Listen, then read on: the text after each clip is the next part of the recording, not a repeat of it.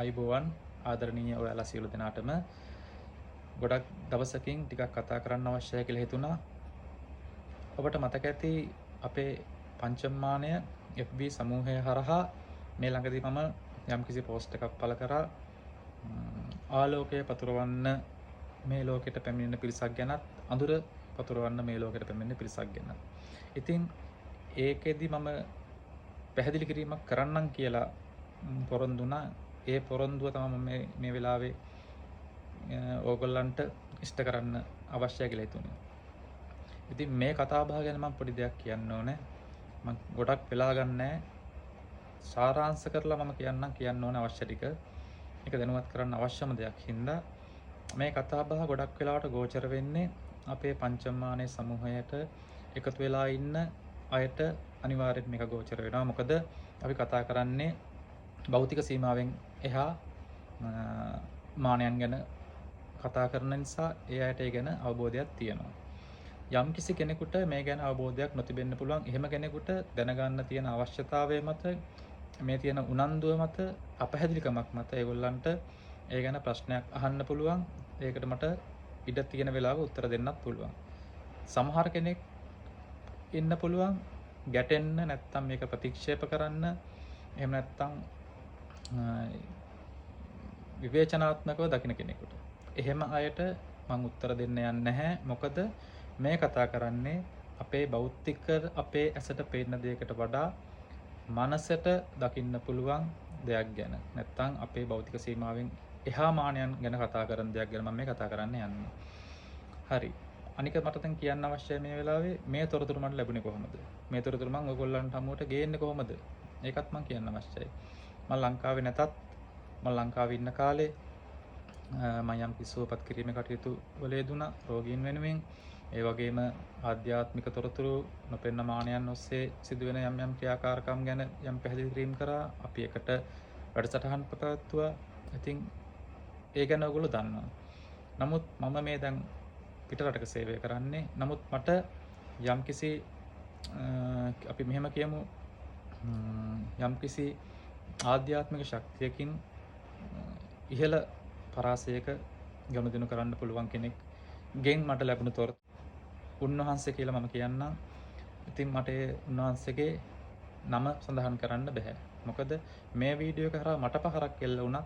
මම කැමති නෑ ඒ නම සඳහන් කරලා උන්වහන්සේට පහරක් හා විවේචනයක් එල්ල වෙනවට. මොකද උන්වහන්සේ බොහොම නිහඬව ගමනක් යන කෙනෙක්. ඉතින් ඒක මටත් පවක් සිද්ධ වෙනවා. ඒ පහර එල්ල කෙනෙකුටත් පවක් සිද්ධ වෙන හින්දා මම මේ නම ප්‍රකාශ කරන්නේ දැනට. ඉදිරියට අපි බලමු කොහොමද කියලා. හරි, අපි මේ මාතෘකාවේදී කතා කරේ ආලෝකය පතුරවන්න. එහෙම නැත්නම් ආලෝකය, ආදරය, කරුණාව, මෛත්‍රිය නැත්නම් ආධ්‍යාත්මික යහපත් දේවල් ලෝකයට දෙන්න ආපු පිරිසක් ගැනත් අඳුර නැත්නම් අපි කියමු විනාශය, එහෙම නැත්නම් වෛරය, එහෙම නැත්නම් කාමය, එහෙම නැත්නම් දේශය පතුරවන්න ආපු පිරිසක් ගැන, සුදු සහ කළු පිරිසක් ගැන අපි පිරිසක් ගැන කතා කරන්නේ. භෞතික සීමාවේ පොඩි දෙයක් කියනනම් අපිට දකින්න පුළුවන්. හොඳ මිනිස්සු ඉන්නවා මේ ලෝකේ, නරක මිනිස්සු ඉන්නවා. ඒගොල්ලෝ ගොඩක් නරක දේවල් කරන අය ඉන්නවා, ගොඩක් හොඳ කය කරන ඉන්නවා. ඒ වගේම අපිට තේරුම් ගන්න බැරි සමහර සමාජයේ යම් පිරිස් ඉන්නවා. ඒක අපේ ඇසට පේන දේ. දැන් මම මේ කතා කරන දේ මෙතනින් එහාට ඇසට නොපෙනෙන දේක් සම්බන්ධව. ඒ කියන්නේ දැන් හොඳ කරන අය ගන්නකො අපි. ඒ කියන්නේ ආධ්‍යාත්මික වශයෙන් යම්කිසි තොරතුරු දෙන, යහපත යෙදෙන්න, මිනිස්සුන්ට යහපතේ හැසිරෙන්න උපදෙස් දෙන, නැත්නම් ආධ්‍යාත්මික පැතිකඩ පෙන්වා දෙන, ඒක සුවපත් කිරීමක් වශයෙන් හෝ නැත්නම් ධර්ම කරුණු, එහෙම නැත්නම් මේ සංසාරේ ඈතර වෙන්න තුන් බුදු සම්බුදු පියාණන් වහන්සේ දේශනා කරපු ඒ ධර්මය ප්‍රචාරය කරන ඒ වගේ පිරිසක් විශේෂයෙන්ම ලංකා භූමියේ පහළ වෙලා ඉන්නවා. ඒ අය ඒගොල්ලන්ගේ රාජකාරිය ඒගොල්ලෝ හරියාකාරව කරා යනවා. එතකොට එහෙම අය අතර ඉන්නවා විනාශය, පාපය, නැත්තම් මිනිස්සු අඳුරට, පවට ඇදලා ගන්න බලන පිරිසක්. එතකොට මේක කොහොමද ක්‍රියාත්මක වෙන්නේ? මේ යහපත සහ අයහපත නොපෙන්න පැත්තෙන් ක්‍රියාත්මක වෙන්නේ කොහොමද? මම දැන් මෙහෙම කියන්නම්. අපිට මේ පේන සීමාවේ අපි ඉන්නේ. නොපෙනෙන සීමාවේ තියෙන යම් ශක්තියින් තියෙනවා. අපි ඒකට කියනවා යම් අපේ තලයට එහා විවිධ මානවල ඉන්න යම් ජීවීන් හෝ ශක්තියින් තියෙනවා. ඒ ශක්තියින් හරහා යහපත කරන අයත් අයහපත කරන අයත් පෝෂණය වෙනවා. මෙහෙම කියන්න. අපි කියමු ආධ්‍යාත්මික ගමනක් ගැන දේශනා කරන මාර්ගය කියන උතුමන් වහන්සේ කෙනෙක් ඉන්නවා කියමුකෝ. නැත්නම් යහපත් පුද්ගලයෙක් ඉන්නවා කියමුකෝ. එතකොට එයා ඒ සංසාරේ කරපු කුසල් එක්ක එයාට ඥාන ශක්තිය, ඥාන සම්ප්‍රේෂණයක් එනවා. එයාට අවබෝධයක් එනවා. මේක හරිද, මේක තමයි මාර්ගය කියලා කියන්න. එතකොට එහෙම ආධ්‍යාත්මික ශක්තියකින් හැබි පුද්ගලයෙක්ගේ මනස ගොඩක් ඉහළයි. එයාගේ සංඛ්‍යාතය, මනසේ සංඛ්‍යාත පරාසය ගොඩක් ඉහළට විහිදෙනවා. ඒ කියන්නේ ඉතාමත් හයි ෆ්‍රීකවෙන්සි ලෙවල් එකක එයාගේ මනස තියෙන්නේ. එතකොට හයි ෆ්‍රීකවෙන්සි ලෙවල් වල ඒ උසස් තලවල දිව්‍ය තල කියමු අපි, නැත්නම් බ්‍රහ්ම තල කියමු, එහෙම නැත්නම් ඒ විවිධ උසස් තලවල ධර්මය අවබෝධ කරගත්ත ජීවීන් කොට්ටාස ඉන්න තලවල ඒ ශක්තිය, ඒ ආකර්ෂණය එවැනි පුද්ගලයන්ට ලැබෙනවා. එතකොට ඒගොල්ලන්ට ඒ ඥාන සම්ප්‍රේෂණය ලැබෙනවා. සමහර අය දන්නවා ඒගොල්ලන්ට දර්ශන තියෙනවා, ඒගොල්ලන්ට දැකීම් තියෙනවා, ඒගොල්ලන්ට අවබෝධය තියෙනවා, ඒගොල්ලන්ට තොරතුරු එන විදිය භාවනා ක්‍රම හරහා යම් යම් ඍෂිවරුන්ගෙන් යම් තොරතුරු එන දේවල් තියෙනවා. සමහර කෙනෙකුට මේක විහිළුවක් වෙන්න පුළුවන්. මම කියන්නේ මේක යම් සීමාවකට අධ්‍යයනය කරලා. ඉතින් එහෙම අයට ඒ උසස් තලවලින් ඥාන සම්ප්‍රේෂණය එනවා. ඒ තොරතුරු ඒගොල්ලෝ දෙනවා. එතකොට එහෙම යහපතක් මේ සමාජයට කරන කෙනෙකුට එවැනි ශක්තියින් වල ලොකු පිහිටක් තියෙනවා. ආරක්ෂාවක් තියෙනවා. මාර්ගය පෙන්වනවා එයාට. එතකොට එයාව ආරක්ෂා කරනවා. ඉතින් ඒ අය ගොඩක් යහපතේ යෙදෙන්නේ. යහපත් චර්යාවක ඉන්නේ. සමහර අය නිර්මාංශ වෙන්න පුළුවන්. සමහර අය බණ භාවනා කරන අය වෙන්න පුළුවන්. සමහර අය ගිහි පැවිදි දෙපාර්ශ්වයේ මේ හොඳ එහෙම ශක්තියින් තියෙන අය ඉන්නවා. ඉතින් ඒගොල්ලෝ හරහා ඒ යහපත් මාර්ගය අපිට නොපෙනෙන පැත්තෙන් අපිට උතුම් වූ සම්බුදු පියාණන් වහන්සේ දේශනා කරපු ඒ යහපත් මගට එන්න පුළුවන් ශක්තිය ලැබෙනවා. ඉතින් ඒ අය මේ ලංකා භූමියේ පහළලා ඉන්නවා දැන්. ගොඩක් ඉන්නවා. ඉතින් ඒ අය ඒ කාරණාව ඒ ආකාරයෙන් කරා යනවා. මොකද ඒගොල්ලන්ට අනිවාර්යයෙන්ම ඒගොල්ලෝ වටා අපිට නොපෙනෙන මානවල උසස් ශක්තියින් වලින් හැබි විවිධ බලවේග උන් එක ක්‍රියාත්මක වෙනවා. ඒක සමහර කට්ටිය දන්නවා. සමහර කට්ටියට තේරෙන්නේ නැහැ. සමහර කට්ටිය ඥාන සම්ප්‍රේෂණය තියෙනවා. ඒගොල්ලන්ට මනසට තොරතුරු එනවා. සමහර අය දන්නේ නැහැ කොහෙන්ද මේ තොරතුරු එන්නේ කියලා. නමුත් කල්පනා කරද්දි වෙන්න තියෙන දේවල්, වෙලා තියෙන දේවල් සහ යම් තොරතුරු ගැලපීම් ඒගොල්ලන්ගේ මනසට ඉබේනවා. සමහර අය ඉන්නවා මම කලින් කිව්වා වගේ ඒගොල්ලෝ දන්නවා. ඒක අපේ හොඳ පැත්ත. දැන් මම කතා කරන්නේ ගොඩක් මේ භයානක පැත්ත. මේක අඳුරු පැත්ත ගැන. සමාජයේ ඉන්නව නරක කරන අය. එයාට මේ යහපත කියන දේ තේරෙන්නෙත් නැහැ. ඒගොල්ලන්ට දැනෙන්නෙත් නැහැ. පිනක්, කුසලයක්, යහපතක්, මෛත්‍රිය, ආදරය කියන දේ දැනෙන්නේ නැහැ. ඒගොල්ලෝ සමහර වෙලාවට ඒගොල්ලන්ට ඒක අවබෝධ වෙන්නේ නැහැ. ඒ කියන්නේ අර අපි බුදුහාමුදුරුවන්ගේ දේශනාව වුණාම ඒගොල්ලන් පව. ඒ කියන්නේ අකුසල වලින් ඒගොල්ලන්ගේ ආලෝකය වැහිලා තියෙන්නේ. එතකොට ඒ නරක කරන අයත් විවිධ මට්ටම් වල ඉන්නවා. අපිට පේන මට්ටම් වලින් ඉන්නවා සමාජයේ ඔය නැත්තම් කුඩුකාරයෝ කියව නැත්තම් දූෂණය නැත්තම් අපරාධ කරන මිනිස්සු අපිට පැහැදිලිවම පේනවා නරක කරන අය කියලා. එතකොට හොඳ ශක්තියින් වගේම නොපෙන්න පැත්තේ තියෙනවා නොපෙන්න ශක්තියින්. අපි කියන අසුර ශක්තියින් කියලා. මාර බලවේග කියලා අපි කියමුකෝ. ඒතර ඒ බලවේගත් අර වගේම හොඳ කෙනෙකුට ක්‍රියාත්මක වෙනවා හා සමානව නරක කරන කෙනෙකුට ඒ පහත් ෆ්‍රීකවෙන්සි වල මනස තියෙන අයට ඒ ශක්තියින් ක්‍රියාත්මක වෙනවා. ඒගොල්ලෝ දන්නේ නැහැ. ඒගොල්ලෝ කරන නරක අරගොල්ලන්ට අර අපි උසස් කෙනෙකුට පිනක් අනුමෝදන් වෙනවා වගේ තමයි ඒගොල්ලන්ට නරකත් ඒගොල්ලන්ට ඒගොල්ලන්ගේ ලෝකේ කොට නගා ගන්න ඒගොල්ලන් අදුරු ශක්තිය මේ විශ්වයේ පතරවන්න ඒගොල්ලන්ට ලොකු හයියක් ඒක. ඒගොල්ලන්ගේ ශක්තිය තමයි නරක විනාශය.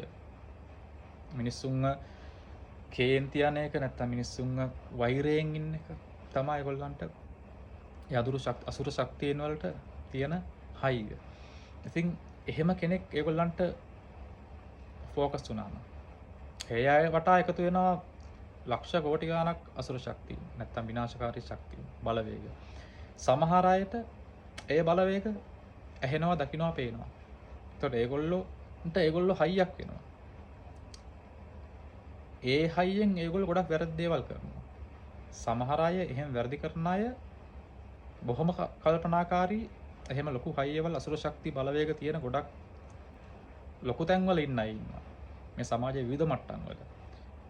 දේශපාලන පැත්තෙන් ඉන්න පුළුවන්.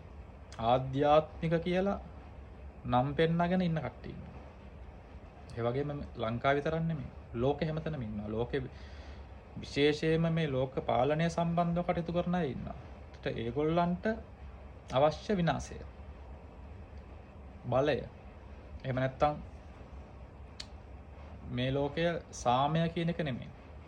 එතකොට එවැනි ප්‍රබල චරිත හරහා ප්‍රබල අසුර ශක්තියෙන් ක්‍රියාත්මක වෙනවා. ඒ වගේම පහත් පල්ල මට්ටමින් ගත්තොත් සමහර මිනිසුන් තේරෙන්න ඒගොල්ලන්ට නරක සිතුවිලි, වැරදි සිතුවිලි ඒගොල්ලන්ගේ ඇති වෙනවා. ඒ ඇති වෙන සිතුවිලි වලට අරගොල්ලොත් පෝෂණය වෙනවා. මනසට තොරතුරු දානවා, මේ දේ කරන්න, මේ දේ කරන්න, මේ දේ කරන්න කියලා. එතකොට කාලයක් ඒ දේවල් කරා යද්දි ඇත්තට මේ සමහර පුද්ගලයන් හසුරවන්නේ ඒ අසුර ශක්තියින්. ඒ භයානක බලවේග. එතකොට ඒගොල්ලෝ මෙහෙවනවා ඒගොල්ලන්ට මේ ලෝකේ අවශ්‍ය පැත්තට. අඳුර කරා මේ සමාජය මෙහෙවනවා. ඒ වගේම ප්‍රබල චරිත ඉන්නවා. මම දැන් කලින් කිව්වා වගේ. සමහර කට්ටිය හරිම ආකර්ශනීයයි. සමහර කෙනෙක් නළුවෙක් වෙන්න පුළුවන්, දේශපාලන වීරයෙක් වෙන්න පුළුවන්, රටක නායකයෙක් වෙන්න පුළුවන්. එතකොට ඒ අය වටා විශාල පිරිසක් බලයත් එක්ක එකතු වෙනවා. හැබැයි ඒ අයට බලය, ධනය, සියලු දේ තියෙනවා. මොකද ඒගොල්ලන්ට ඒ නරක පැත්තෙන් ලොකු හයියක් තියෙනවා, ලොකු උදව්වක් තියෙනවා ඒ ගමන යන්නේ ඒගොල්ලන්ට. හැබැයි ඒගොල්ලෝ දන්නේ නැහැ ඒගොල්ලන්ගේ ජීවිතයේ අවසානයේ ඒගොල්ලන්ට මොකද්ද වෙන්නේ කියලා. මොකද එවැනි හයියක්කින් ලොකු පිරිසක් නරක පැත්තට එක්කව වෙනකොට ලොකු ප්‍රබල අපිට නොපෙනෙන අසුර ශක්තියින් ඒගොල්ලන්ට පුදුම ආරක්ෂාවක් දෙනවා. නරක කරන්න. එතකොට ඒ වටා එක්කව වෙන ඒ ප්‍රබල චරිත හරහා එක්කව වෙන හැමෝම අරයාගේ ඒ ප්‍රබල පුද්ගලයාගේ තියෙන මානසික සංඛ්‍යාතය ශක්තියෙන් ඒගොල්ලන්ගේ මනස පෝෂණය වෙන්නේ. එතකොට ඒගොල්ලගලුත් බෙදෙන්නේ මේ ජාලයක් වගේ නරක. එතකොට ලෝකේ 50න් 50 ගත්තොත් වැඩි පිරිසක් තියෙන නරක පැත්තට. ඒ කියන්නේ විශාල ප්‍රමාණයකින් මේ අසුර ශක්තිය, නරක ශක්තියින් මිනිස්සුන්ට බලපෑම් කරලා තියෙනවා. ඒගොල්ලන්ගේ අඳුරු බලවේගය උඩට රන් තියෙනවා.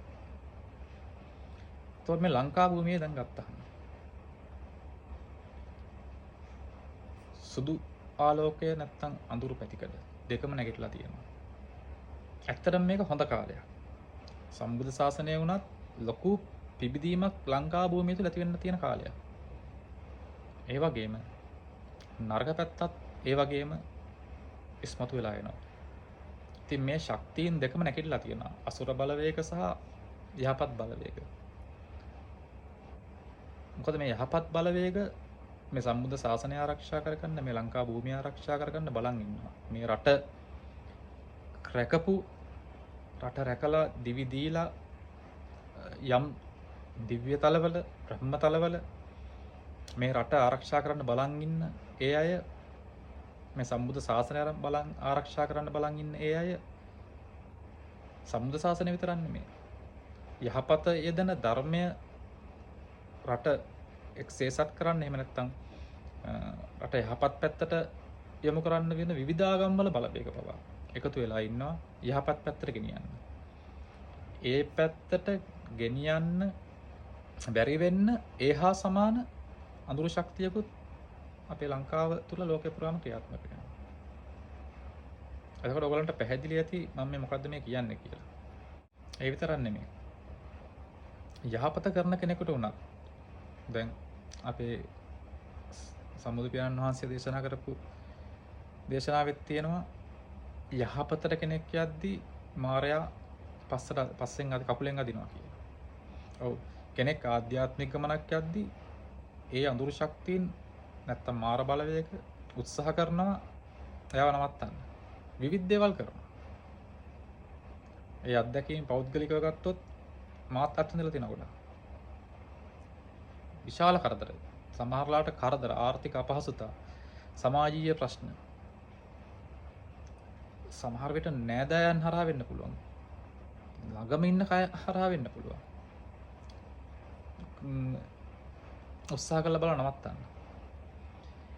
යම්කිසි හේතුවකට හිත ශක්තිමත් වෙලා ගමනක් යන්න පුළුවන් කෙනෙකුට ඇරෙන්න එවැනි ශක්තියකට මනසේ සංඛ්‍යාතය නැත්තම් මනසේ පිරිසුදු ස්වභාවය පහතු වැටෙන අවස්ථාවක් තිබ්බොත් ඒ අඳුරු ශක්තියින් වලට පොඩි ඉඩක් ලැබුණොත් ආපස්සට හරවලා ගන්න බලනවා. මොකද අඳුරු බලවේගත් විශාල ප්‍රමාණයක් ක්‍රියාත්මක වෙනවා. ඒකයි ඒකේ භයානක පැත්ත. එතනට අහු වුණොත් මොකද අහු වුණ කෙනාට තේරෙන්නේ නැහැ මං අහු වෙලා ඉන්නේ අඳුරු ශක්තියකට කියලා. මොකද විශාල පිරිසක් ඒ වටා එක්ක අහු වෙනවා. හරි අමාරුයි එතනින් ගැලවෙන්න. අඳුරු බලවේගයට අහු වෙලා අඳුරු ශක්තියින් එක්ක ගනුදෙනු කරන්න කටයුතු දැනුවත්ව කටයුතු කරන්න යද්දී අපිත් එක්ක ක්‍රියාත්මක වුණු අපේ ශක්තියට හිටපු හොඳ ශක්තියින් එකක් දෙකක් තුනක් හිටියනම් ඒගොල්ලන්ටත් මුදා ගන්න ආරක්ෂා කරන්න බැරි අවස්ථාවක් එනවා. ඒගොල්ලන්ට ඒගොල්ලන්ට ඉවත් වෙනවා. මොකද ඒගොල්ලන්ටත් බෑ මේ පුද්ගලයාව ගලව ගන්න. එතනයි මෙතන භයානක පැත්ත. මොකද අපිට තේරෙන්නේ අපි අහු වෙලා ඉන්නවා කියලා. ඉතින් මම කියන්න යන්නේ මේකයි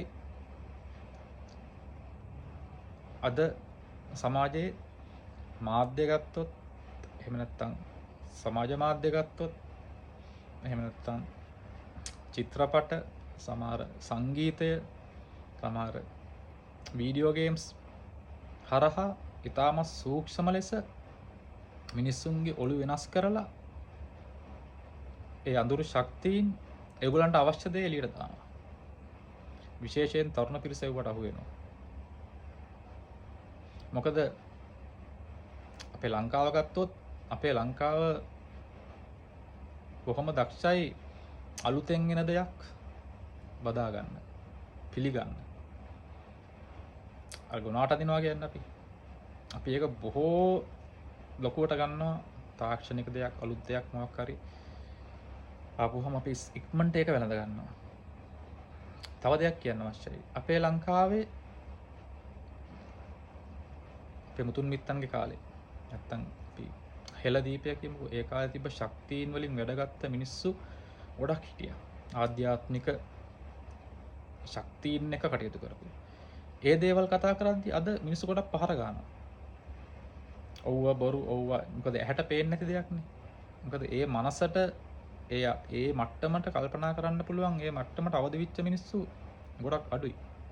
ඒකයි දැන් ගැටලුව තියෙන්නේ. නමුත් හොඳම දේ යුරෝපීය රටවල්, බටහිර රටවල් ගත්තාම මේ ආසියාවෙන් පිට රටවල් ගත්තාම ඒගොල්ලෝ දැන් අපේ ඒ ආසියාතික නැත්තම් ශ්‍රී ලාංකික විශේෂයෙන්ම මිනිස්සු ඒ කටයුතු කරපු ශක්තියින් ගැන ඒගොල්ලෝ අවබෝධ කරන් තියෙනවා. ඒගොල්ලෝ හොයාගෙන තියෙනවා. ඒගොල්ලන්ට ලොකු ප්‍රශ්නයක්. ඇත්තටම මේ අපේ මිනිස්සු ඒ කොහොමද ඒව කරේ කියන එක. ඒගොල්ලෝ ඒවා යම් පරීක්ෂණ වලින් යම් අවබෝධ මට්ටම් වලින් ඒගොල්ලෝ හොයාගෙන තියෙනවා. අපේ අය තාමත් අපේ දේවල් වලටම අපේ ලංකාව තුලින් අපේ හෙළ සංස්කෘතියෙන් ඇතිවෙච්ච දේවල් වලට පයින් ගහමින් අර නරක බදා ගන්නවා. මොකද මං ඉන්න රැකියාව තුළ මම විශේෂයෙන්ම යුරෝපීය ජාතකයන් විවිධ ජාතකයන් මං ජාතිකවල මේ පුද්ගලින් මං ආශ්‍රය කරනවා. ඉතින් මේගොල්ලෝ කතා කරන ඒගොල්ලෝ ආධ්‍යාත්මික පැත්ත කතා කරන දේවල් මම ඒගොල්ලොත් එක්ක ඒ අදහස් සුවමාරු වෙද්දී මම දන්නවා ඒගොල්ලොන්ට තියෙන ලොකු අවබෝධයක්. ඉතින් ඒකයි ලොකු භයානක පැත්ත. ඉතින් අපේ රටට නැත්තම් මේ ලෝකෙටම ඒ අඳුරු ශක්තියින් විවිධ විදිහට ඉපදුන දරුවාගේ ඉස්කෝලේ යන ළමයාගේ ඉඳන් මනස වෙනස් කරන්න ක්‍රියාත්මක වෙනවා. ඒක අපිට ඇහැට පේන්නේ නැහැ. ඇහැට පේන්නේ භෞතිකව තරමත් ලස්සන දෙයක් විතරයි. ලස්සන චිත්‍රපටයක්, ලස්සන වීඩියෝ ගේම් එකක්, ලස්සන නාට්‍යයක්. බලන්න දැන් හැම දෙයින්ම මනස විකෘති කරන දේවල්. මිනී මරණ දේවල්. ඒ කියන්නේ අඳුරු ශක්තියෙන් වලට අවශ්‍ය දේ ඒගොල්ලෝ කරලා තියෙනවා. ඒවට දැන් අපි තුමු දැන් උදාහරණයක් මේක. ෆිල්ම් එකක් හදන ප්‍රොඩියුසර් කෙනෙක් කියමුකෝ. එයා තනිකර මරණය එහෙම නැත්නම් විනාශය, ලේවැගිරීම සම්බන්ධ ෆිල්ම් එකක් හදන්නේ. ඒතකොට එයා කියන හොඳට කල්පනා කරන්න පුළුවන් හොඳ බුද්ධියක් තියෙන මිනිස්සෙක්. ඒතකොට ඒ මිනිස්සයාට ගෙන් එන නිෂ්පාදනයක්, නිර්මාණයක් ලෝකයක් බදා ගන්නවා. ලෝකයක් පිළිගන්නවා. එවැනි අයට තමයි අඳුරු ශක්තියින් පහර දෙන්නේ. ඒ අය තමයි මොළේ වෙනස් කරන්නේ. ඒ අයගෙන් තමයි දෙන්නේ සමාජයට. එවැනි ප්‍රබල චරිතාරා. ඉතින් මේක ලොකු භයානක පැත්තක්. අඳුර ගන්න අමාරුයි. පරිස්සම් වෙන්න. අපිට කරන්න තියෙන්නේ පුළුවන් තරම්, හැකි තරම් අපිට එන සිතුවිලි දිහා සිහියෙන් බලන්න ඕන. වැරදි සිතුවිලි ආවම ඒ ගැන දෙපාරක් හිතන්න ඕනේ. මට මේ ආවේ තරහ, මට මේ ආවේ වෛරය, ඊර්ෂ්‍යාව, මේක හොඳ නෑ මට කියන දේ තේරුම් ගන්න පුළුවන් වෙන්න ඕනේ. අන්න ඒකයි මම කියේ මම මේ කියන කතාව හැමෝටම තේරෙන්නේ නෑ. ගොඩක් ගැටෙනවා මේකට. කරන්න දෙයක් නෑ. මේක අවබෝධ කරන්න පුළුවන් කෙනා, තේරුම් ගන්න පුළුවන් කෙනා මේකෙන් දෙයක් ගනි. බැරි කෙනා ගැන හරිම කනගාටුයි. මොකද මේ මාතෘකාව මට පෝස්ට් එක දාලා කතා නොකර ඉන්න තිබ්බා. නමුත් මම කතා කරේ මට හදවතට, මනසට ඒ දැනෙන දේ කියන්න ඕනේ කියලා හිතුන හින්දා. නිද්දේ තමයි ආලෝකය පතුර නැත්තම් යහපත කරන අය ගොඩක් ප්‍රසිද්ධ නැහැ. ගොඩක් එළියට එන්නේ නැහැ ඒගොල්ලෝ. ඒගොල්ලෝ ගොඩක් ප්‍රබල චරිත නෙමෙයි සමහර වෙලාවට. බොහොම නිහඬව ඉන්නේ, බොහොම තැම්පත්ව. ඒගොල්ලෝ උත්සාහ කරනවා යමක් කියන්න සමහරව පිළිගන්නේ නැහැ. 100කට කිව්වොත් එක්ක නැහැ පිළිගන්නේ. ඉතින් ඒගොල්ලෝ බල කරන්නේත් නැහැ. දන්නවා හැමෝටම මේ ගෝචර වෙන්නේ නැහැ කියලා. අන්න එතනයි ගැටලුව තියෙන්නේ. ඒගොල්ලන්ට හරහා ක්‍රියාත්මක ශක්තියින් පවා දන්නවා මේක හැමෝටම ගෝචර වෙන්නේ නැහැ කියලා. ඉතින් හොඳ අවස්ථාවක් ලැබිලා තියෙනවා.